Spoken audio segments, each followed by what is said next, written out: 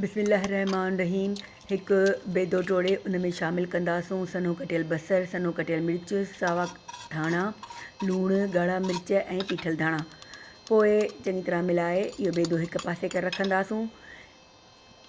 असां अन जो ॻोहियल अटो जंहिंसां मानी पचाईंदा आहियूं उन जूं 2 नंढियूं चायूं ठाहे उन मां 2 नंढियूं मानियूं वेले हिकु वेलियल मानीअ जे मथां थोरो तेल हणी पोइ उन जे मथां असां ॿी मानीअ जो पुड़ रखे पोइ आटण मां ॿोड़े चङी तरह वेले हिकु मानी वॾी वेलींदासूं। पोइ उनखे असां विचोले ततल तए ते पचाईंदासूं। जॾहिं मानी हिकिड़े पासे हल्की सेकिजी वञे त उथलाए ॿिए पासे रखंदासूं त हिन जो पुड़ पाण ई अलॻि थी वेंदो।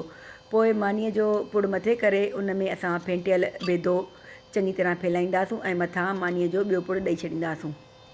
पोइ तेल विझी चङी तरह मानीअ खे सोक करे तरींदासूं। जॾहिं मानी तरिजी सोक थी वञे त इनखे छुरीअ जी मदद सां कटे टुकड़नि में कंदासूं। तयारु आहे असांजो बेदे जो पराठो। लंच में ॿारनि खे ॾियण लाइ तमामु बहितरीनु आहे, पर असां रमज़ान में अक्सर सहरीअ जे वक़्तु इहो बेदे जो पराठो खाइणु पसंदि कंदा आहियूं। तमामु ज़ाइक़ेदार आहे ऐं लज़ीज़ आहे बेदे जो पराठो।